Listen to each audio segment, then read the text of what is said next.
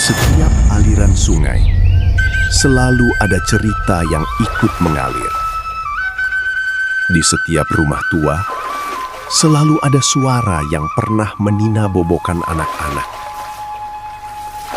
Dahulu, sebelum buku mudah dijangkau, sebelum layar memenuhi kehidupan, manusia belajar dari cerita.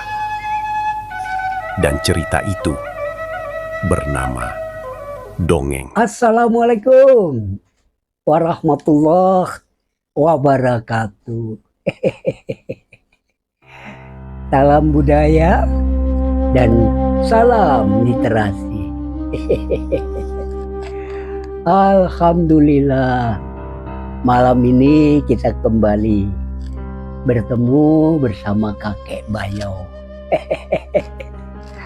Kebetulan besok pagi kakek akan mendongeng di kampung sebelah. Dan kakek harus bersiap-siap menyiapkan segala properti sebagai media mendongeng kakek.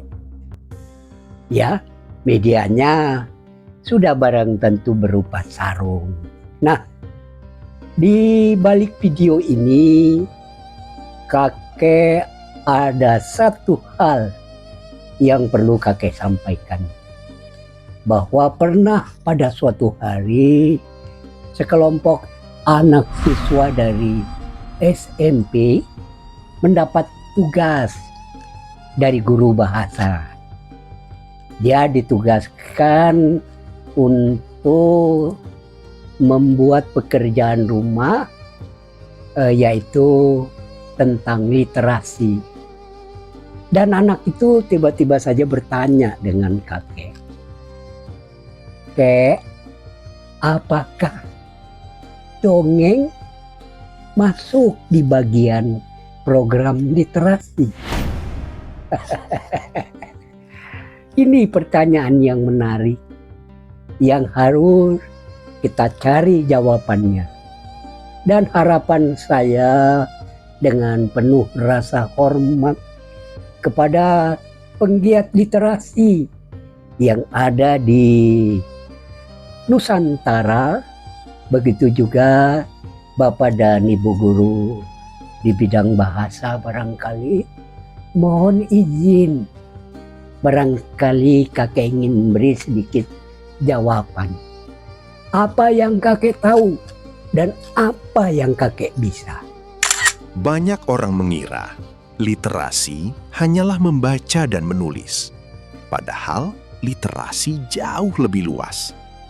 Literasi adalah kemampuan memahami, menyampaikan, mengolah informasi, berpikir kritis, berkomunikasi, dan mengambil makna dari kehidupan. Iya, betul sekali.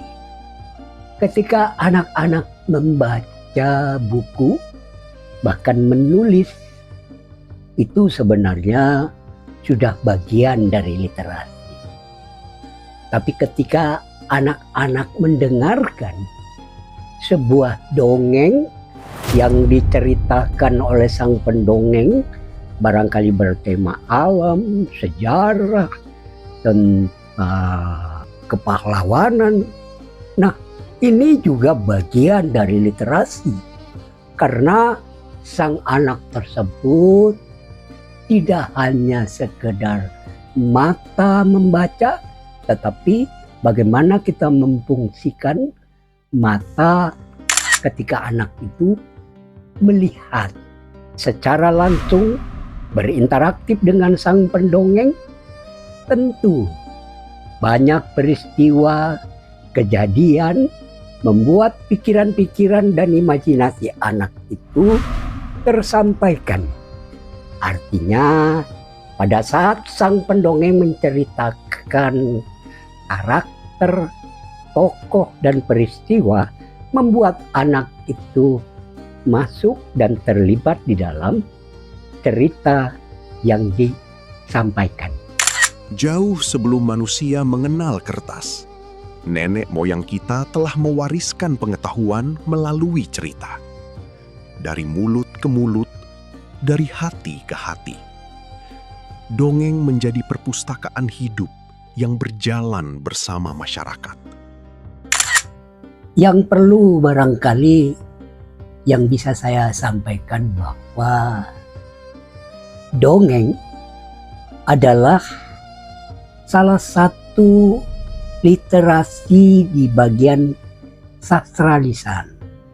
Dan ketika anak mendengarkan dongeng, sudah barang tentu dia akan diperkaya oleh kosakata, bahasa, karena di dalam cerita dongeng ada budaya dan ada nilai pesan moral. Begitu juga cerita tentang kehidupan sehari-hari yang mampu dibawakan oleh sang pendongeng sehingga terjadi dialog interaktif, tanya jawab, dan anak-anak sudah barang tentu akan diperkaya oleh kosakata dan mampu berinteraksi dengan kawan-kawannya dan berani mengungkapkan sebuah pendapat karena anak-anak sudah terbiasa, terlatih ketika kita bersama-sama membagikan cerita dalam bentuk cerita dongeng. Hari ini, dunia berubah sangat cepat. Anak-anak hidup bersama teknologi.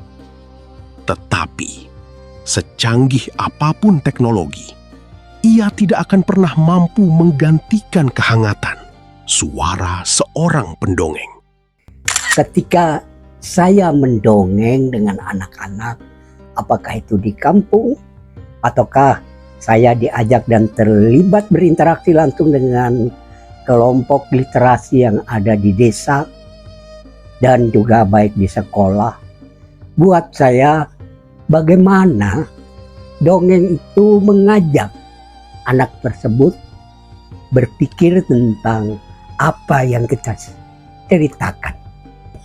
Baik dari sisi imajinasi sang anak tersebut, sehingga anak tersebut mencermati sebuah sajian dongeng ketika dia melihat beberapa tokoh dan karakter yang saya gambarkan.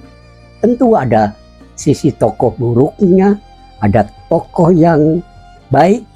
Nah, di sini dia mampu memilah dan memilih mana yang baik dan mana yang buruk. Dan juga harus diingat bahwa ada proses pembelajaran di sini yang buat saya barangkali tidak bersifat menggurui dengan apa yang menjadi alam pikiran anak-anak terhadap dongeng yang kita sajikan.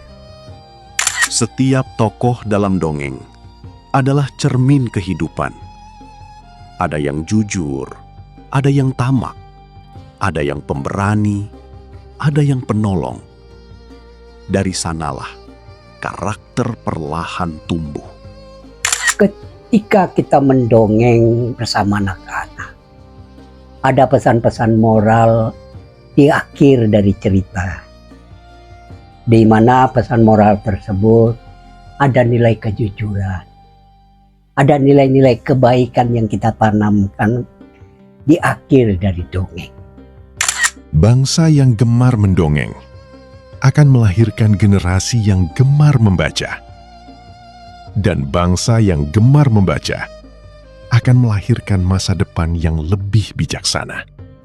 Terkait apa yang ditanyakan oleh anak siswa SMP, apakah dongeng bagian dari literasi?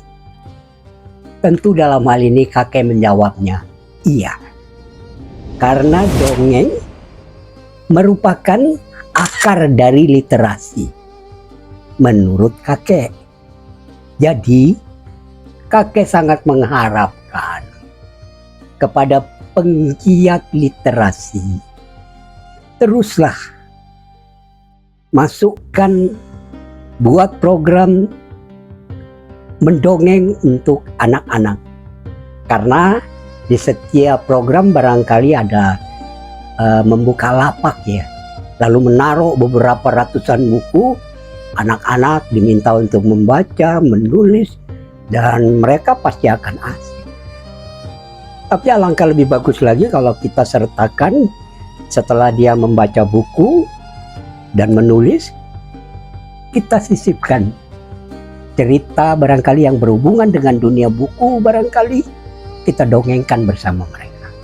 Dan ini menarik, sehingga anak-anak pulang bukan saja bisa membaca dan menulis, tetapi dia menyerap ilmu yang sangat dan lebih bermanfaat apa yang mereka bisa bawa pulang. Terutama salah satunya adalah bagian dari mendongeng. Saya kira itu yang bisa saya sampaikan. Semoga kita terus bergerak, terpanggil nuraninya, agar melestarikan dongeng di sekolah, di rumah, maupun di kampung dan di desa.